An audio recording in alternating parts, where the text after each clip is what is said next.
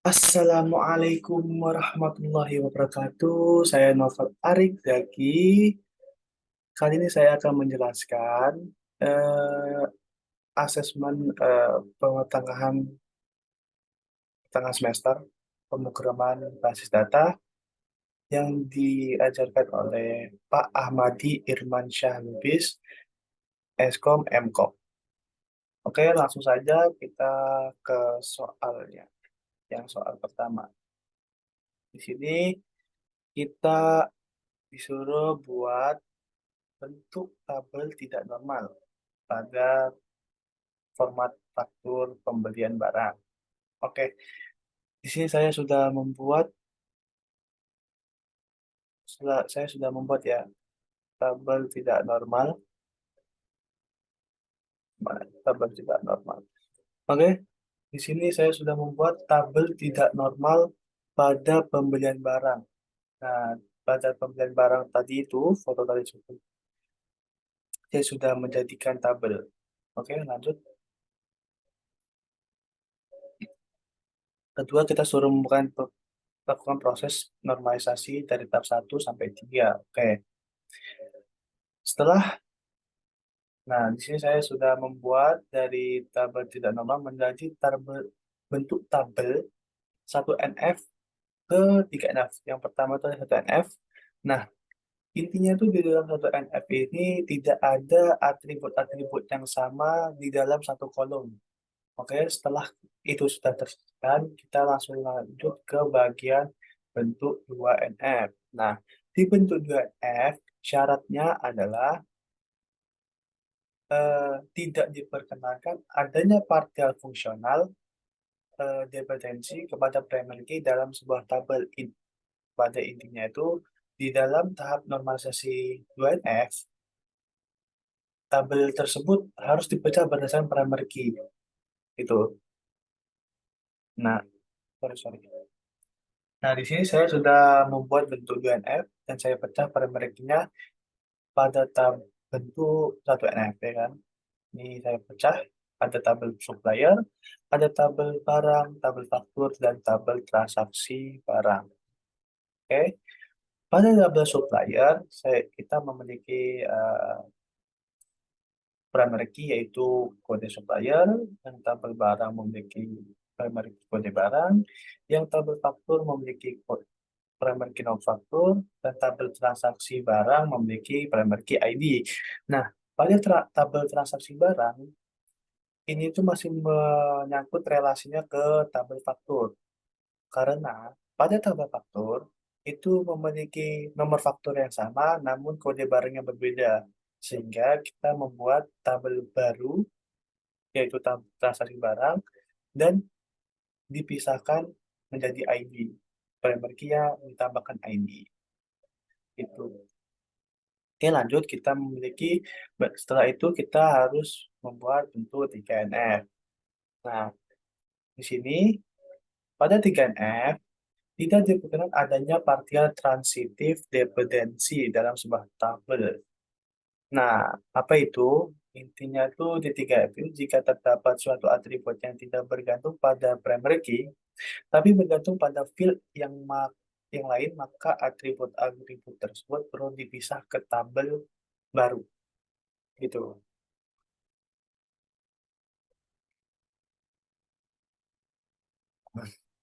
Di sini kita sudah membuat tabel 3NF. Ini ada bentuk 3NF yang saya buat. Oke, lanjut ke soal selanjutnya. Tunjukkan relasi tabel hasil dari proses normalisasi yang diperoleh. Dan di bentuk 3NF ini termasuk relasi yang telah diperoleh dari normalisasi ya. Lanjut, ada lakukan penerapan dengan SQL dari hasil normalisasi yang telah diperoleh. Nah, di sini saya akan membuat SQL ya, yang pada normalisasi yang telah kita buat sebelumnya. Oke, di sini saya membuat nama database baru yang nama itu database pembelian barang. Dan kita buat saja SQL tiap-tiap tabel. Oke, pertama itu ada the table supplier, membuat tabel supplier.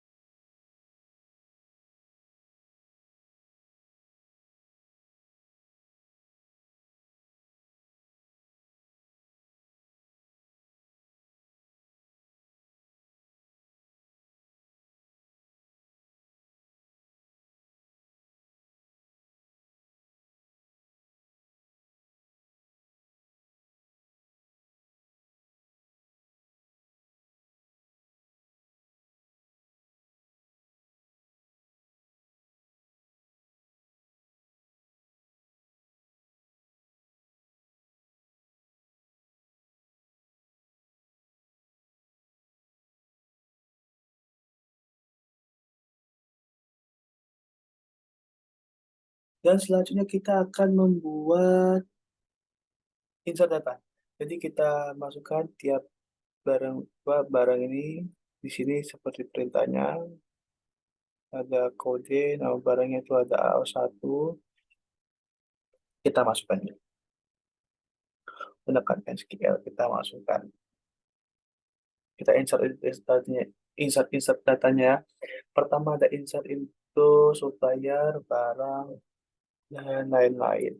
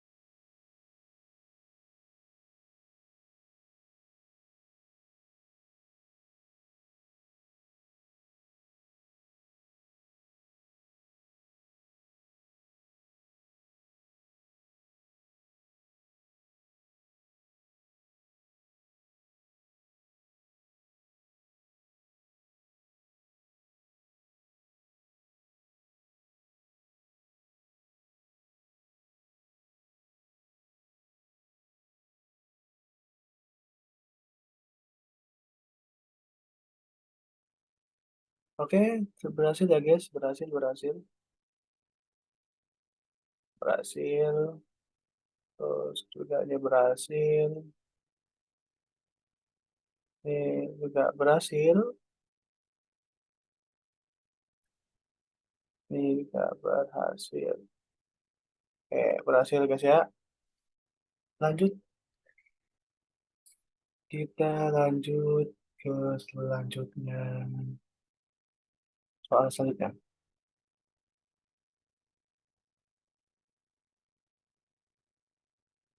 Oke, di soal selanjutnya ada yang namanya lak nih ya guys, ini memang begini. Lakukan operasi DDL dan DML pada tabel normalisasi. Oke, kita mem- kita akan membuat tabel apa DDL dan DML. Setelah kita isi insertnya itu, kita masuk lagi DDL dan DML. Oke, yang pertama ada DDL, ada DDL. Saya akan membuat out, eh, saya akan membuat dua DDL. Di sini perintahnya kita disuruh buat, di sini kita perintahnya ada minimal 5 record data untuk DML. Jadi pada bagian DML kita membuat 5 perintah dan DDL berarti setelah kita membuat berapa. So kita buat dua aja. Buat satu nggak apa-apa tapi buat dua aja ya. Kita akan membuat dua DDL. Oke, lanjut kita buat dua DDL. Sama ada, saya akan membuat, jadi pada bagian tabel barang, kita tambahkan,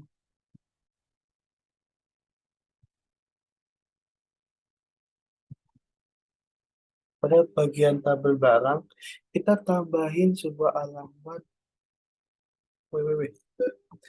Alamat tujuan, alamat tujuan. Nah, terdapat alamat tujuan yang berisi tipenya varchar dan juga ada tipenya panjangnya 100. Oke, ini detail pertama. Detail kedua ada alter table. Kita akan menghapus sebuah yang tidak penting di bagian tabel transaksi barang, yaitu ada, kita hapus QTY. Ya, kita membuat dua DDL. Kita kirim. Oke, yang pertama kita membuat alamat tujuan dan menghapus di tabel barang dan terakhir. Jadi tabel barang kita tambahkan yang namanya alamat tujuan dan ada tabel transaksi barang yang sudah kita hapus QT-nya apa atau enggak, atau itu disebut nama lain key kuantitatif atau enggak jumlah. Oke. Oke, kita lanjut ke soal nomor 2.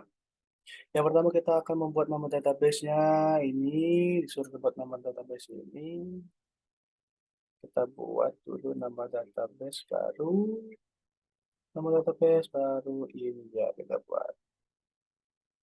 Oke, sudah terbuat DB ATS teori PDM nomor 2. Selanjutnya kita akan buatlah tabel dengan nama pegawai memiliki field dengan sebagai berikut. Oke, kita suruh membuat yang namanya tabel, nama tabelnya pegawai, ID, nama, gaji. Oke, kita buat dulu.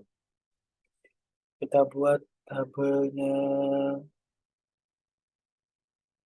Kita buat.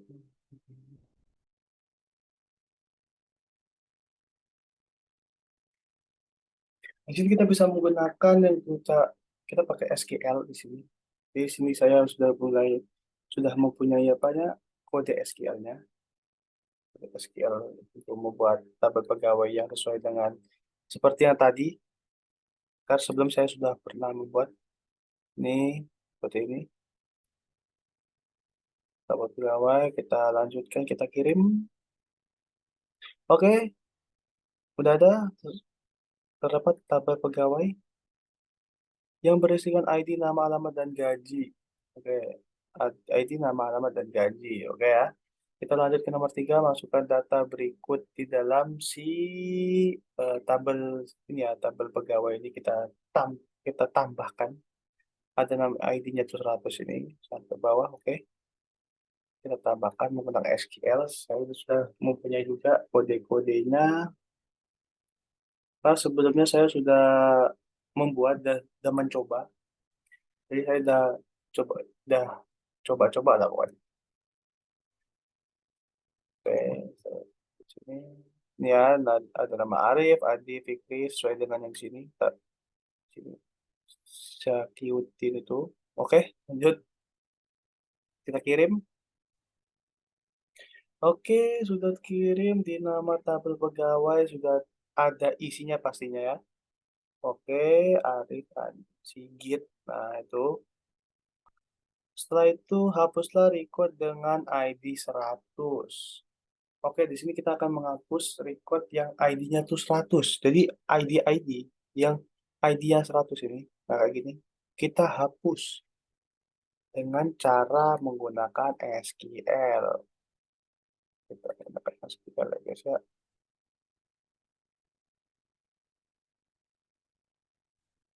Baru guys ya, kita menggunakan SQL, kita menggunakan SQL, kita hapus yang 100. Oke, caranya itu adalah delete from, sorry guys, delete from apa? Jadi di platform ini kita menunjukkan yang apa yang ingin kita hapus. Jadi misalnya pegawai, pegawai, ah, pegawai di mana apa yang dihapus. Lanjutnya ke ID-nya itu dia tadi 100 sama dengan 100. Lalu tutup, jangan lupa kita hapus. Mana kirimnya nih? Ah, ini udah di bawah ya. Kita kirim. Kita kirim. Oke. Anda ingin ya, kita oke aja. Oke, berhasil ya. Jadi sehingga di dalam ini yang nomor 100, saya salah tadi kan, sudah kapus. Selanjutnya kita soal berikutnya. Update data untuk ID 101 dan 102. Jadi kita update yang namanya yang tadi 102 ini, apa 101 ini Andi dan Burhan. Kita ganti namanya Naila dan Raffi. Dan tempatnya di Semarang dan Semarang dan Surabaya. Oke. Kita ubah. Ini ya, masih Andi dan Burhan, salah satu dan salah duanya. Kita ubah menggunakan update. Kita update. Ini bisa juga gitu. Di awal, nggak usah lah. Sama aja lah. Saya terus aja guys ya. Update apa yang mau dihapus? Pegawai. Misalnya, set namanya siapa? Set nama si jadi Naila. Ya, Naila. Eh, namanya jadi siapa? Saya ke layar sebelah. Naila. Naila. Naila. Alamatnya jadi Surabaya, oke. Surabaya. Surabaya, kalau bahasa Madura itu Surabaya. Surabaya.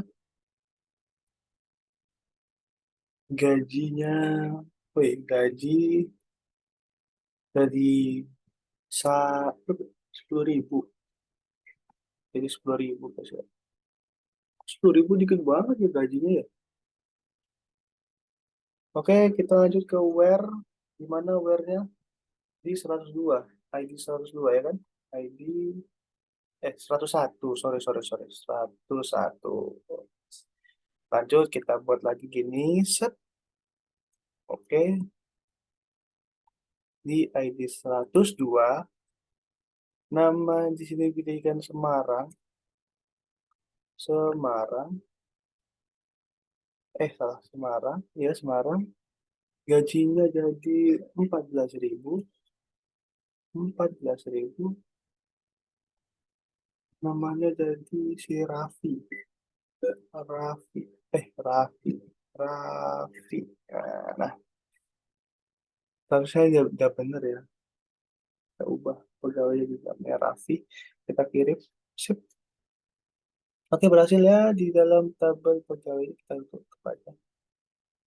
Tabelnya jadi nama Naila dan Raffi, gaji 14.000 sesuai dengan yang ada di sini. Oke, lanjut lakukan perintah SQL berikut untuk menampilkan. Oke, yang keenamnya ada sampai H, A sampai H. Semua kolom dari tabel pegawai kita lakukan pakai SQL.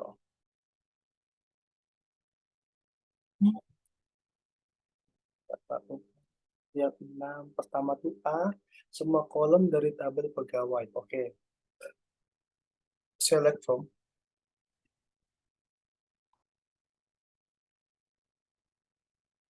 select all ya, select all from pegawai. Wih. Pegawai. Set, tutup. Ini untuk yang soal pertama. Select from pegawai. Sorry. Select from pegawai. Oke, lanjut. Oke, sudah ya. Ini dia tampil semua form. Oke, lanjut aja. Form 2. Kolom nama dan gaji dan gaji dari tabel pegawai. Apa? Kolom nama dan gaji dari tabel pegawai. Oke, kita langsung semua aja sampai hal mungkin ya. Select nama. Apa? Kita lihat apa? Kolom nama dan gaji dari tabel pegawai. Oh, kita suruh nengok kolom nama. Oke, lalu select nama, enter,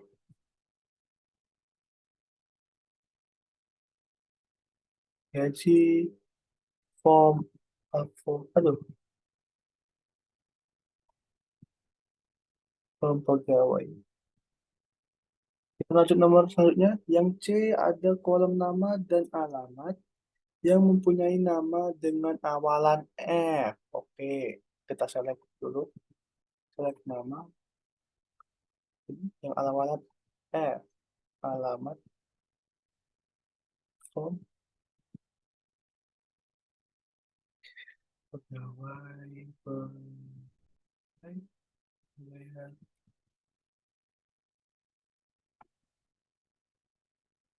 where nama like F.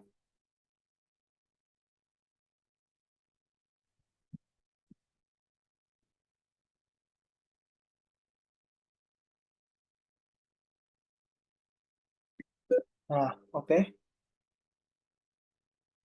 Kita tutup lagi lanjut ke yang selanjutnya. Habis C ada yang D.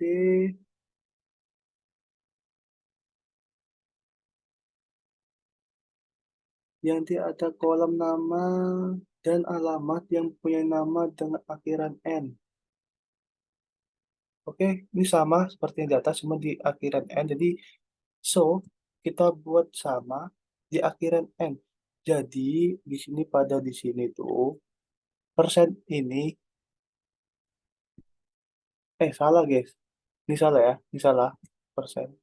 Maksud di kata persen, jadi itu F, kan misalnya fulan, fulan, jadi ULAN itu dijadikan namanya persen, dan seterusnya ke depan.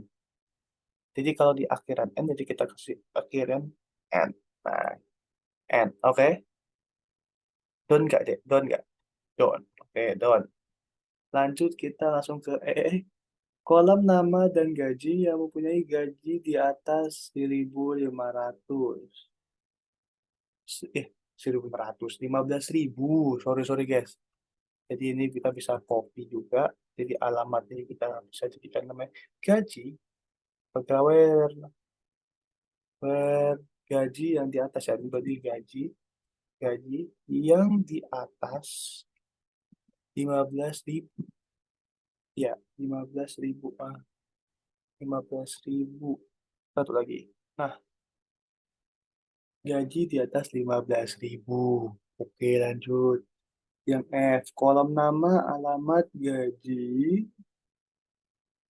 ya kan? Alamat gaji. Yang bergaji di atas 13.000 dan beralamat di Surabaya. Jadi, Kita suruh nyari yang alamat dari Surabaya dan gaji dari 13.000. Oke, kita bisa gini. Gaji alamat gaji berarti guys ya, ya kan? Bergaji di atas 13.000. Bergajinya berarti 13.000 dikasih N, alamatnya Surabaya sama dengan Surabaya. Surabaya. Nah, lanjut lagi ke selanjutnya. Ada kolom nama gaji dengan range gaji di antara, ya, ini di antara, dipakai kata between. Select nama gaji. Oke, oke, oke. Berarti yang gini, kita bisa pakai yang gini. Kita copy aja. Copy. Select kolom nama gaji dengan range gaji. 15.000 di antara 15.000 dan 20.000.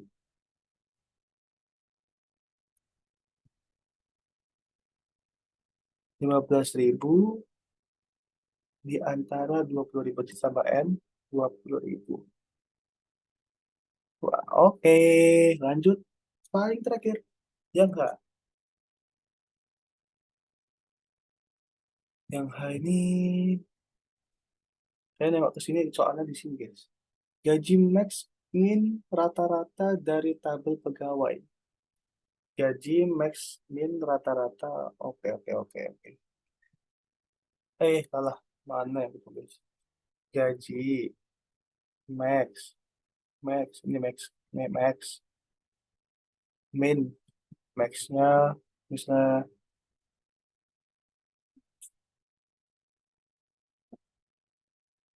gaji, gaji, max, min, rata-rata. Berarti sini kita harus gaji,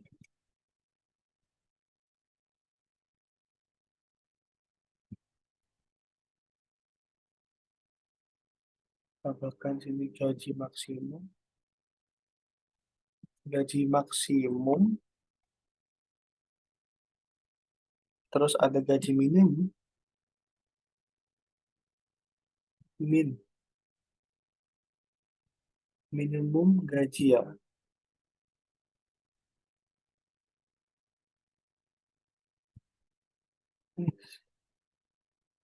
Gaji minimum, mini, minimum, maksimum dan minimum, dan kita nyari rata-rata gaji. Jadi nyari gaji rata-rata S gaji rata-rata. Nah, form pegawai. Tambahin sini form pegawai. Oh, ini ada kurang, guys. Ini di gaji ini kurang tutup. Nah, gaji min gaji rata-rata form pegawai tutup. Oke. Sabar-sabar, ini ada yang tutup, guys. Hmm, ada yang singkat salah.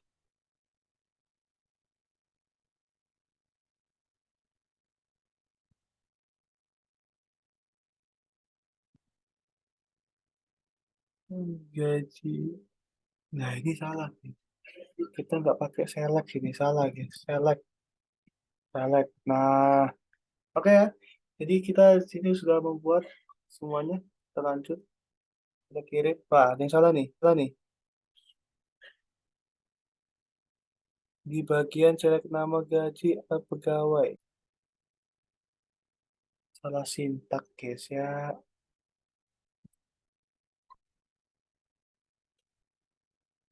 Kalau kita kirim, oke, kita buka prosesnya. Oke, di sini ada dari pertama ada namanya gaji dan apa nama dan gaji. Yang kedua ada sintaks yang berbentuk berawalan F dan berakhiran N. Nih N, Ivan ini. Dan ada yang gaji di apa nih? Gaji di atas 15.000. Ada juga di sini yang namanya Surabaya, gajinya di atas 13.000. Di sini ada di antara tadi 15.000 dan 20.000 ini ada. Dan ada yang terakhir tuh rata-rata gaji maksimum, minimum, dan gaji rata-rata. Oke, kita lanjut ke soal berikutnya saja. Lanjut ke 8, sorry, nomor 3.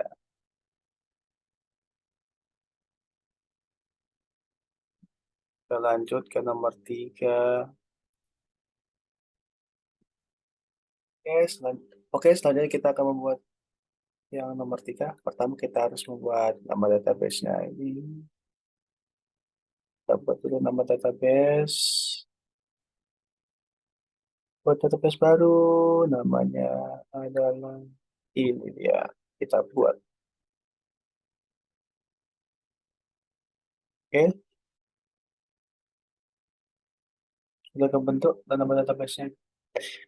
Dan di sini selanjutnya kita akan membuat nama double-nya itu dengan nama barang. Ini. Oke, sebelumnya saya sudah membuatnya. Jadi saya akan langsung SQL aja. Membuat nama tabel barang. Saya sudah membuatnya. Kita kirim langsung. Oke, sudah ya. Ada nama tabel barang. Tabel barang, kode barang, nama berarti, harga jual dan jumlah, semuanya sudah ada. Nah, ini ya, jumlah. Selanjutnya kita isi dalamannya sudah ada. Kita isi, nggak bisa info.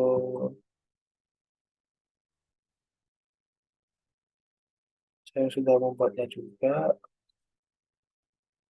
Jadi langsung saja saya salin. Jadi ini ya, insert itu isinya ini. Udah di sini. Ya ini, saya buat. Langsung kita kirim aja. Oke, sudah berhasil. Kita tengok di sini. Oke, udah ada lem setan loh. Lem setan, pos satu, semuanya. Soalnya kita buat tabel ini juga.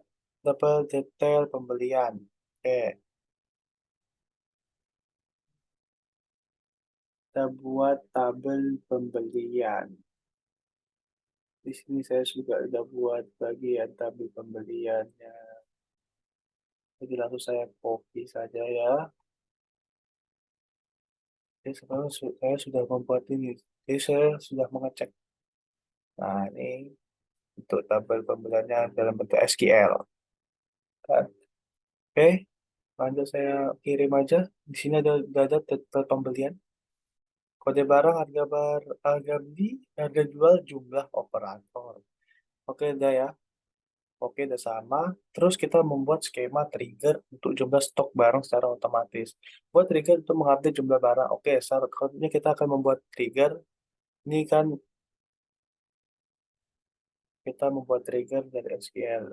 Ini dia triggernya. Udah saya salin juga itu yang di foto sama persis. Saya tinggal kita copy aja. Nih, yang ada di foto. Oke, jadi kita langsung jalankan saja. Oke, udah jalan. Triggernya sudah jalan. Ya, lanjut.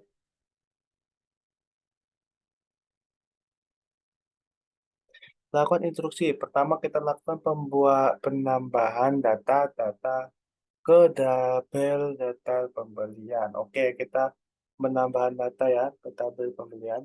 Jadi kita harus insert itu. Coba kita SQL, kita insert into dulu untuk menambahkan pembelian. Insert, aduh salah.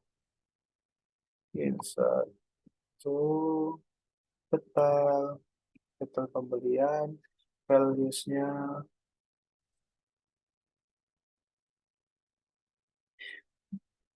eh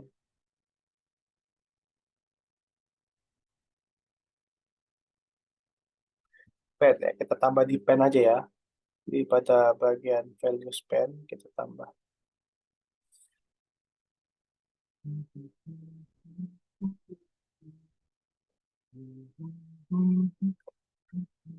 Apa namanya sih? Pen 001. Pen 001 terus operator apa harga beli ya, sabar guys. Di kode barang terus ada harga beli, harga jual, jumlah. Kita beli harga belinya tuh dua belas ribu, 1.200, harga jualnya 1.300.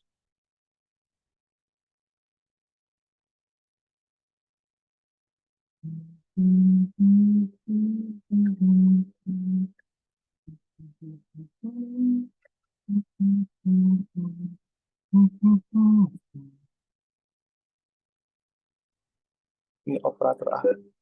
Operator satu. Oh, operator satu. Oke, langsung aja kita isi. Oke, sudah ya. Sudah keisi, guys. Ini kita refresh dulu lah.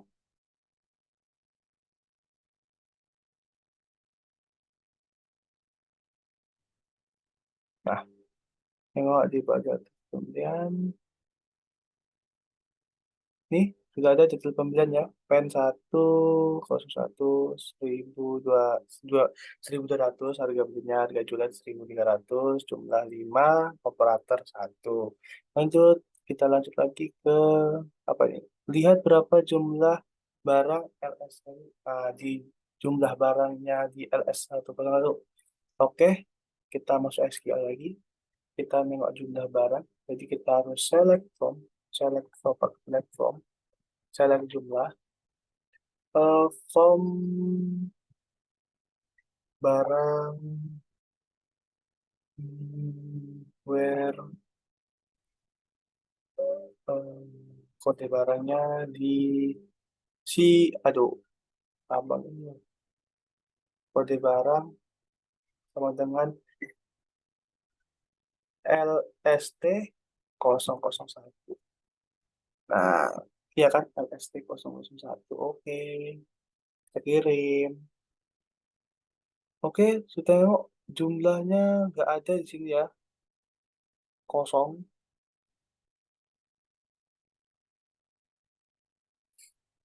Jumlahnya tadi kosong, sudah tidak ada, tidak nampak. Kita ulang lagi deh, kita ulang lagi. Hmm, Mana tadi?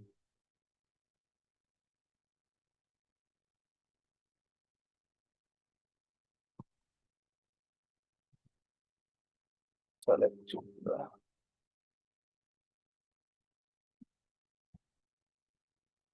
jumlah, jumlah barang.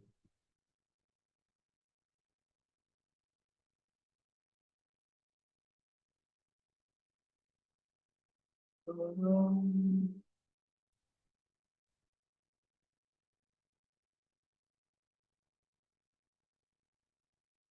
Kita ulang lagi ya. Ini ya, tidak ada jumlahnya kosong. Ini kosong. Oke, kita lanjut masih kosong. Gara-gara kosong, lakukan lagi untuk insert barang tanggalnya sebanyak 10. Berapakah jumlah stok barang yang dibutuhkan sekarang? Oke, kita isi stok barangnya itu ya. Jadi 10.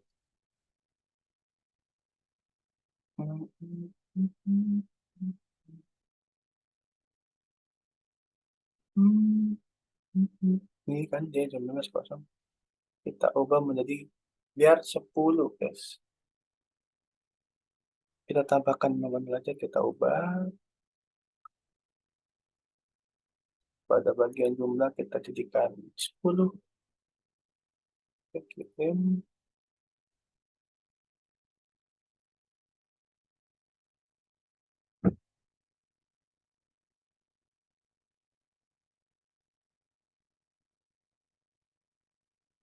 Oke,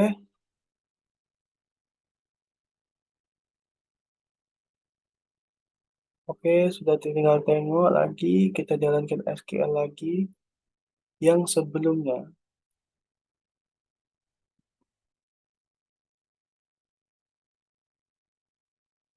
Waduh, salah, salah, salah, salah. Sorry, sorry.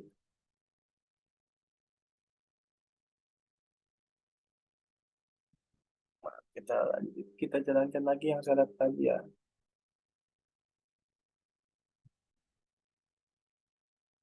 Kita jalankan lagi. Oh, kok ada begini. Oke, kita jalankan lagi dia. Jalan jumlah barang. Salah. Nah, oke, kita kirim. Oke, sudah bertambah jadi 10 jumlahnya sekarang. Beri penjelasan setiap baris pada trigger yang dibuat dan dipahami. Oke, jadi pada trigger tersebut kita jelaskan.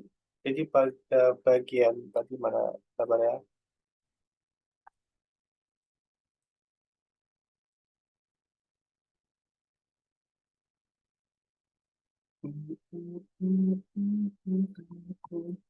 Jadi pada bagian trigger tadi,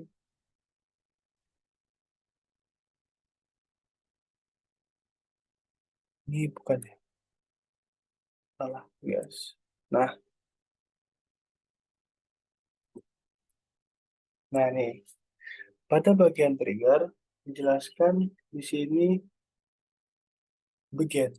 Begin ini adalah untuk menandakan awal dari blok program yang akan dijalankan saat trigger diaktifkan.